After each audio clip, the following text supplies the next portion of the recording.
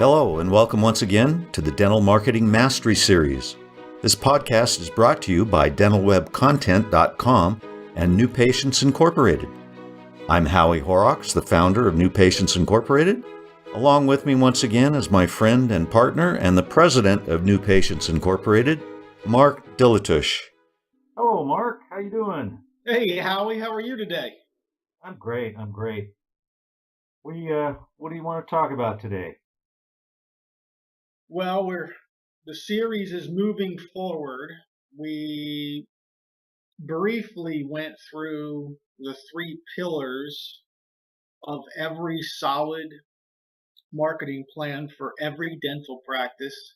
They were internal promotion, the internet, and some form of offline direct targeted promotion, which in our world means direct mail. So Right. why don't we talked about social media last time, probably get into websites next time. Let's talk about direct mail, the different forms of direct mail, when to use each, how to use each, and how to target each. And most important, I guess I might as well start out with why they are so dang successful. Right. I think there's a trend in dentistry. I think there's a trend, at least by some, a belief that all new patients are garnered from the internet solely. I think about 10 years ago, that was probably 20% of dentists, and then over the years, about 100% of them believe that they're going to go get all their new patients just from investing in the internet. And they will get some, but the problem is, not the problem, the reality is that every website property on the internet became successful through offline promotion. Right. eBay, Amazon, Google itself, Yahoo, the Dell guy, right? WebMD. I guarantee you didn't hear about WebMD by typing in some medical malady into Google. You saw WebMD and you found it because you saw it on TV, or you saw it in a magazine, or you listened to it, or you heard the advertisement on the radio. And then you went there. So all other commerce in the world is a combination of online and offline. And if you go back to our three pillars of the perfect marketing plan for a dental office, you remember we said internal, internet, and some form of targeted local offline promotion. Now, the key word there is targeted, and this will segue nicely into why direct mail done properly is king, and why it will never be knocked off its throne for all you Game of Thrones fans out there. Direct mail is king if done properly, because you can target direct mail better than any other promotion medium available. When I say targeting, what that means is, and this is what it should mean in your mind: save me money, reduce my risk. The more targeted your advertising is, the more it gets targeted over time, the lower your risk and the lower your cost per new patient will be. It just makes sense. Okay. If you paid for radio advertising for a radio station. Let's say the radio station was actually physically right next door to your office. Let's say it's the best possible case scenario, and the radio was broadcasting in a perfect 25-mile circle, and your practice was right in the dead center of that enormous 25-mile circle. Well, the problem is, okay, nobody is listening to this podcast has that scenario. Okay. The second problem is nobody that there is the only way you can target through radio is geography and listener profile. Right. They don't call it a broadcast for nothing. Right. It's a classic carpet bomb. Okay. You know, you throw like 9 billion bombs out of an airplane and you just hope one or two hit whatever the building is that you're looking for. That's how we did it in the old days. That's not how we do it now. Now we can put a bomb in the back pocket of anyone we want to anywhere on the planet because of what? Because of proper targeting, right? Less collateral damage, less cost, less everything. Okay, let's skip the war analogy here. Yeah. All right. You're getting I know. Yeah, it wasn't a great way for me to go, but hopefully the listeners get the idea. Yeah. Okay. Direct mail is king. It is the king of the 7 kingdoms. And nobody's going to knock it off its throne because you can't target radio that way. You can't target the print media that way. You can't target from Google PPC. Forget it. You can't target that at all. Hardly. Facebook is getting close, but as it pertains to dentistry, you can't come close. If you want to send the message about the benefits of the dentistry you provide, the benefits of the conveniences and the technology and your public relations assets, if you want to bundle all that up and get that in the hands of the right people within a reasonable distance of your practice who can afford your services, who have a credit rating worthy enough to qualify for financing if they need it to get their dental services done, with a good quality marketing index rating, you can't duplicate that targeting anywhere in any other medium other than direct mail. Okay, and what I just described is exactly the way we target our direct mail campaigns. So if you happen to look at our advertising or log on to Dental Town, or maybe you're on Facebook and in one of the forums on there about dentistry, and you listen and you hear people, doctors, talking about NPI. I've been with them for 5 years, 8 years, 7 years, 14 years, 19 years. Okay, they're not all in direct mail, but what do you think, Howie? You think 95% of them are in direct mail? At least? I do. Okay. Yep. We handle the other aspects of their marketing as well. We handle their internet. We handle all the other stuff. But I bet 95% of them are in direct mail. And one of the main reasons they're still with us is because we're still generating a good solid ROI. And the way we generate, part of the way we generate that solid ROI is through the way we do direct mail. So if you're sitting out there thinking, I'm going to put 100% of my marketing dollar into the internet, just take half of it and flush it down the toilet, because that'll save you a lot of time and a lot of effort and a lot of grief. That's not the way WebMD did it. It's not the way Amazon did it. It's not the way Dell did it. Nobody, even Google doesn't. Google still spends money offline. Oh, I get Google direct mail pieces all the time. There isn't a person on the planet that doesn't know who Google is, but they still promote offline, right? So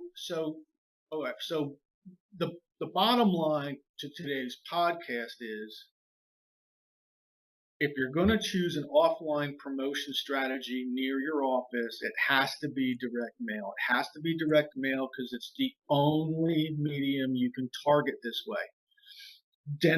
Good, solid dental patients require that targeting, because if you carpet bomb them, your costs could be prohibitive, right? If you mail that thing to everyone that exists in your local market, then basically you've raised your costs 50 to 60%, and you didn't need to. If you target it properly, you can send twice as much for the same amount of money, but to the right people.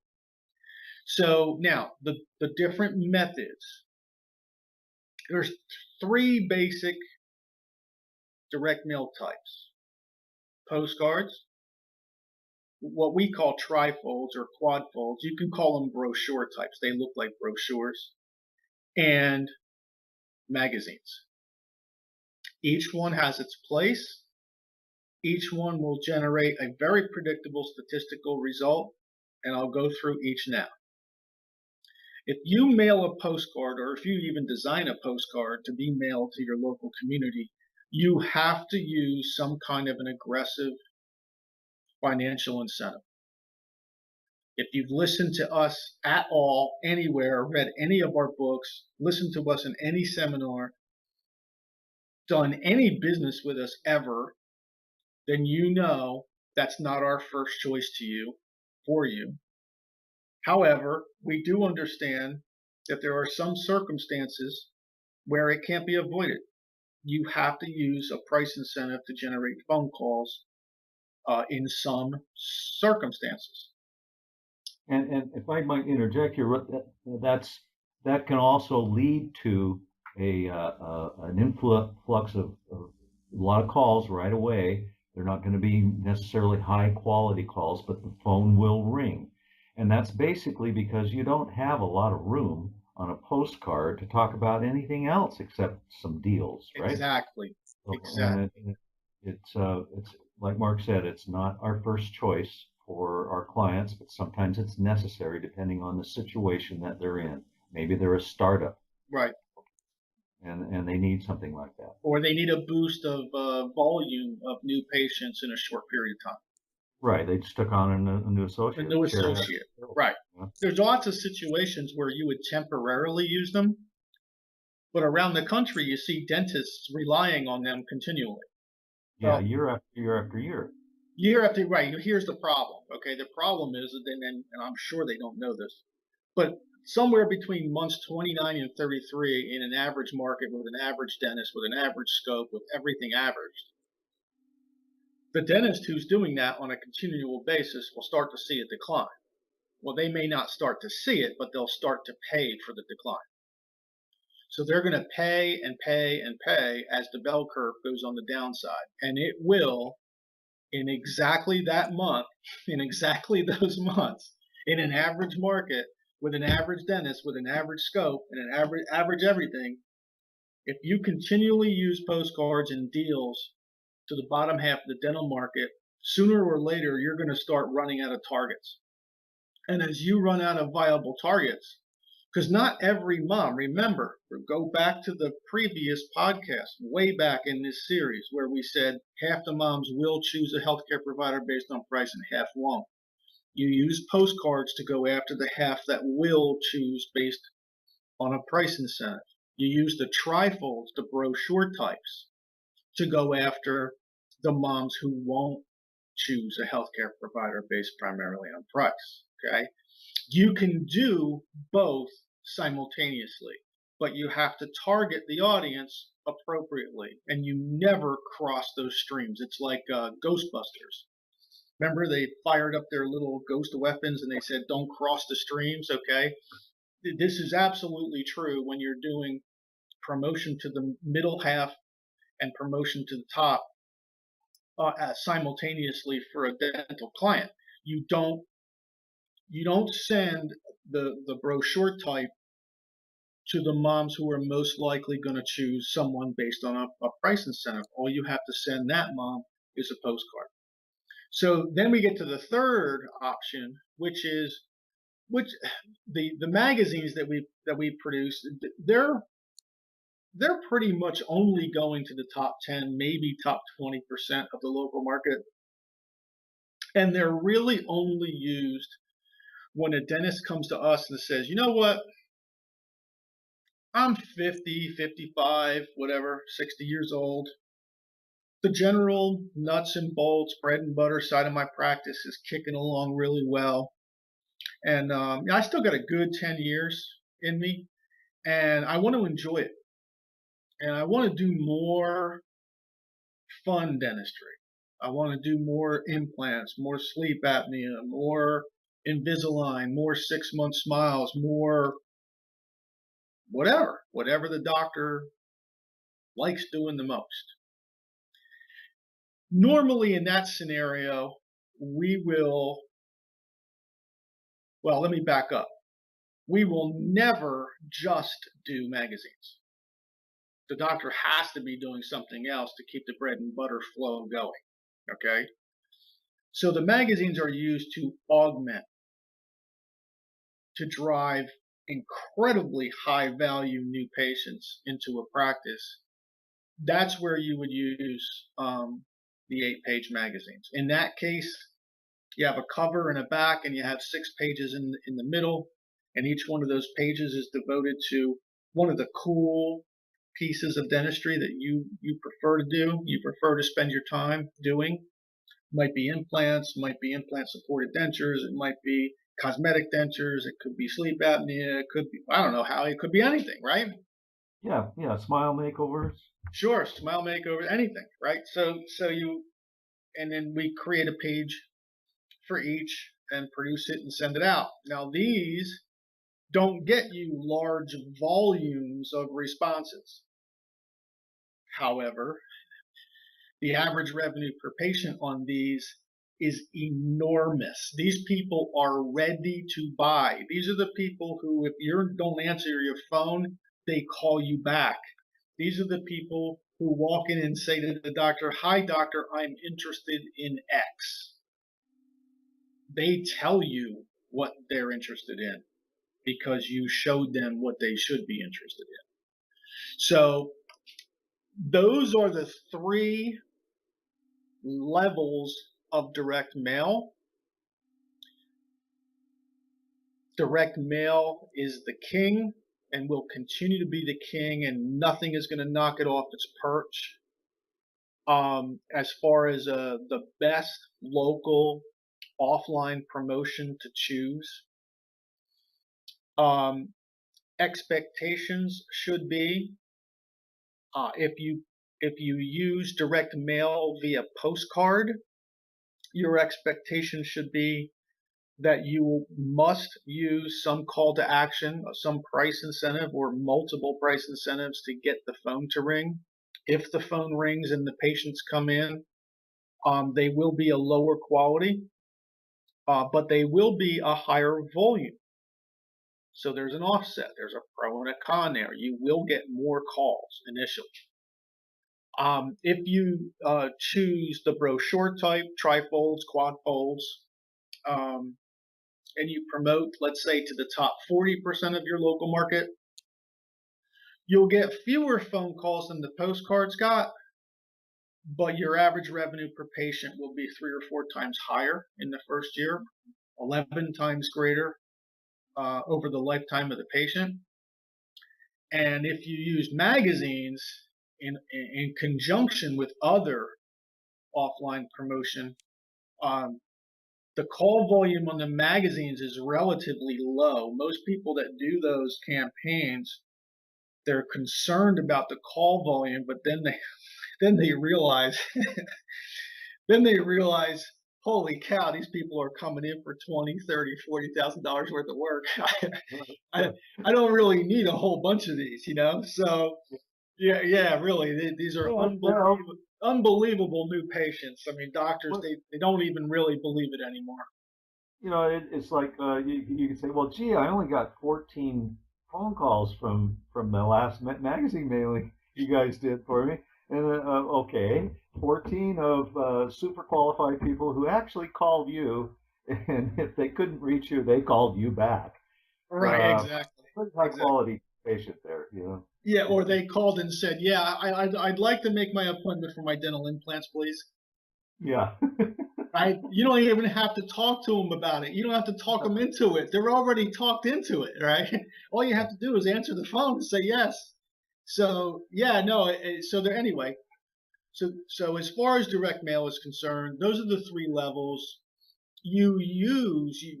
think of the 3 levels as tools. One's a screwdriver, one's a hammer, and the other one's a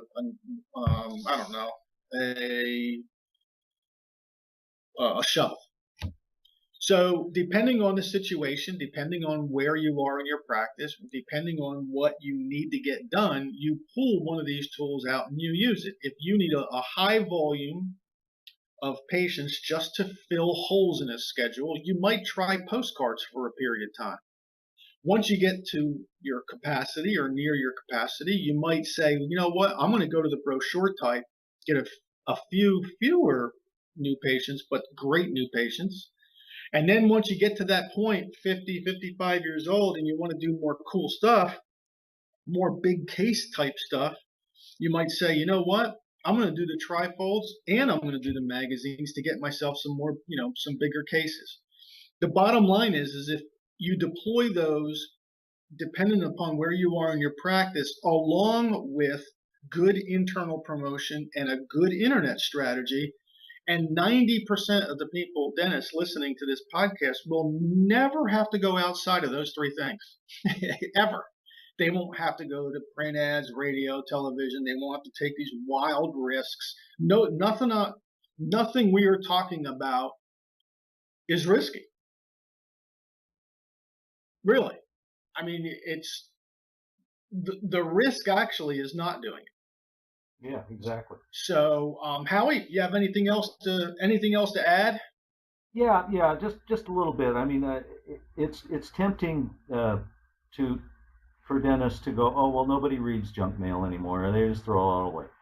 And I just want to address this quickly. Yeah, that's true, but the percentage, although small, of people who will open it and look at it and then will respond, although a very small percentage, is enough to be wildly profitable for you. You only need a few good cases for every mailing, and you've remade your money right there. The rest is gravy, and the rest is referrals from these people, and the rest is more work from these people later on, and it's a gift that just keeps on giving. So it isn't about junk mail. It's about, we don't care about those people who don't open it. We don't want them anyway. Right. We just want the ones who do open it and who will respond. And there's a pile of good patients just sitting there, using direct mail. Right. And those patients, for 27 years. The big pile of patients who are just sitting there are patients who are getting postcards with deals from all your competitors every day. And exactly. They're the moms who won't choose a healthcare provider based on those postcards and those deals. Those moms are just sitting there waiting for someone to come talk to them on their level. Right. They're just waiting for a dentist to say or to communicate, well, I'm not going to lead with a deal. I'm going to lead with the benefits of the dentistry and the technology and the conveniences and the public relations assets I have, and maybe I'm close to your house, and maybe, I might participate with Delta, right? Then those moms are going to choose you based on that.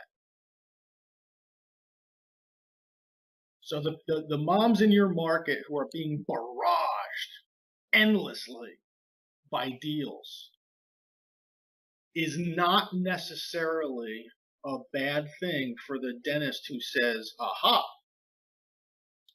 what if I don't communicate deals?